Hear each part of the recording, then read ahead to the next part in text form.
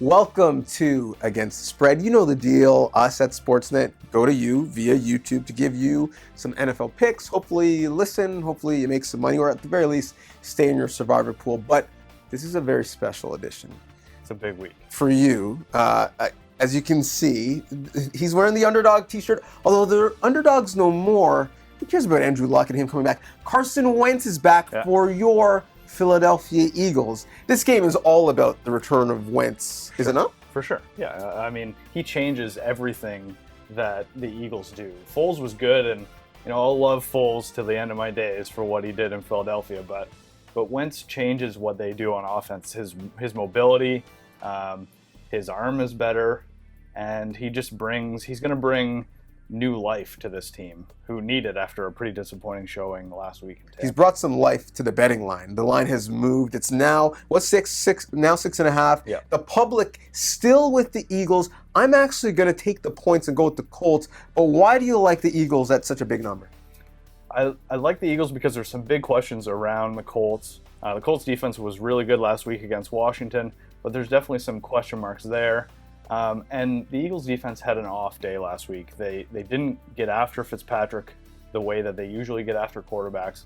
And the cornerbacks were mismatched with those big and fast wide receivers in Tampa. The home field advantage is going to play a big role for the Eagles. It always does. It has the last year and a half. And I think that defense will rebound and make life tough for Andrew Luck. Regardless of the outcome, he's going to be very happy because Wentz is back on the field. Hopefully you're happy with your pick. We've got an in-division matchup, which are always a bit tricky. This defense has given up more yards than any in football. The line's -3. Who do you like?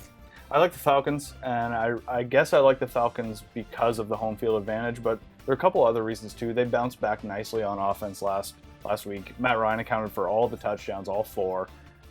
He threw the ball to 8 different receivers, which he didn't do against Philadelphia in week 1. It was mostly just Julio. And they were 4 for 4 in the red zone, a big issue in week 1, obviously. And then there's some huge questions for the Saints. They obviously haven't looked good in the first 2 weeks. The loss of Mark Ingram has a huge impact on what they like to do on the ground, along with Alvin Kamara.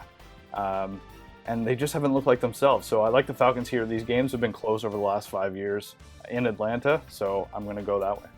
Yeah, all 4 teams that were in the Final Four last year didn't start the season 2-0, so I don't want to overreact, and I think the Saints are one of the few teams that can turn things around, so I'm actually going to take them in this game. We've got the Battle of LA with 2 teams who not that long ago were not in LA. They could be in the Super Bowl, though. Rams favored at 6.5. What do you like? I'm going to take the Chargers here. This is my upset of the week. I think more than 60% of the fans are taking the Rams. But I'm going to go with the Chargers because the Rams have looked good, yes, in the first 2 weeks. They're top 5 in all the major categories on offense and defense. But they haven't faced a team like this. They faced the Raiders in week 1, and then they had the Cardinals, who are a complete mess last week. The Chargers bring something totally different, especially on offense, where Phillip Rivers has just been on fire in the first 2 weeks, and the run game too adds a different element to that offense. It's more complete than any they faced so far, and at 6.5 or 7, whatever this line might be, I like the Chargers to keep it close. Yeah, you're right. 68% of the public with the Rams. I'm part of that 68%. In the last 6 quarters, they've outscored their opponent 57-0. It's not going to be that bad this week, but I still think they win big. This is a matchup that, for me, is all about the 2 quarterbacks and their development, or at times lack thereof. Regardless of whether or not Mariota plays, I don't necessarily like a matchup with a guy who's only had 39 passes over 20 yards in his career against the best secondary in the league, arguably.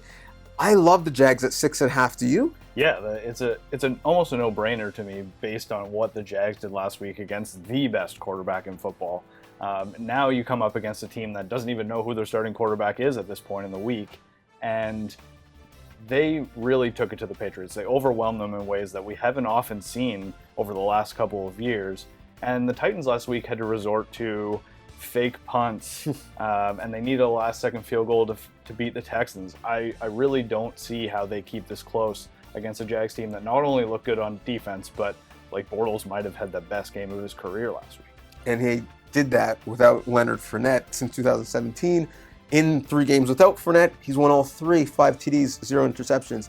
Even if Yeldon's the back, I think the Jaguars are the pick. Now, unless you are a hardcore Bears fan, we know you're not going to watch this game.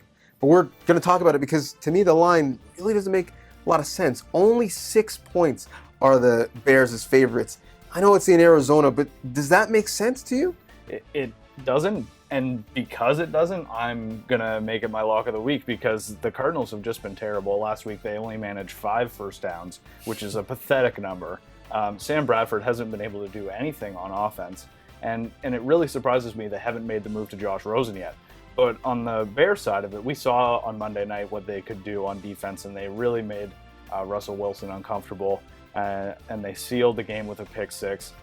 I just don't see any way the Cardinals are going to stay in this game, despite the struggles on offense that we've seen from the Bears a little bit. There is no way. This is very simple. You don't even need the expert in G-Lo to figure this out. One team spent $237 million on their defense. The other team struggled to pass half in an NFL football game. You can figure it out. We included this because the number was so big, we couldn't ignore it. Start at 17, now it's 16 and a half for Minnesota. I understand they're really good. I understand the Bills are really bad.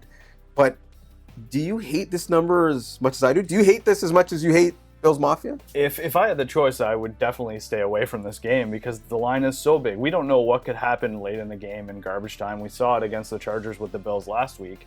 The Chargers went up big, the Bills came back, and the Chargers almost didn't cover. So this game scares me. I'm going to take the Bills because of that, but otherwise I would stay away.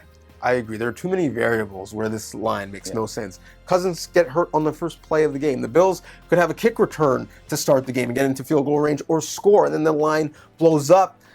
I'm going to lock this. This is how certain I am that the Minnesota Vikings, even though they're at home, are not going to win this game by 17 points. They're still National Football League players on Buffalo Bills, just not very good ones. This will be the only time I pick the Buffalo Bills this year, so enjoy it, Bills Mafia.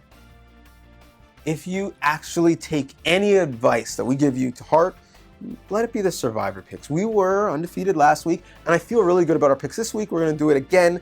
For me, it's the Patriots. Bill Belichick, even on the road, I don't like to pick Survivor teams on the road. He's not losing to a former understudy of his, and I think Josh Gordon really helps them. Even if he doesn't play, helps the mood in that room. I got the Pats. Who you got? I'm going with the Vikings against the Bills for the 3rd week in a row. I'm picking against Buffalo. And even though I don't like that 16.5 point spread, I do like the Vikings, who showed a lot on offense last week with 400 yards passing in that amazing comeback against the Packers. Against a Bills team that really hasn't shown much, especially early in the game, they'll probably give up a lot of points. While I don't like the spread, teams who have been favored by 16.5 points over the last 10 years are 20-0 straight up. So I got to go with the Vikings.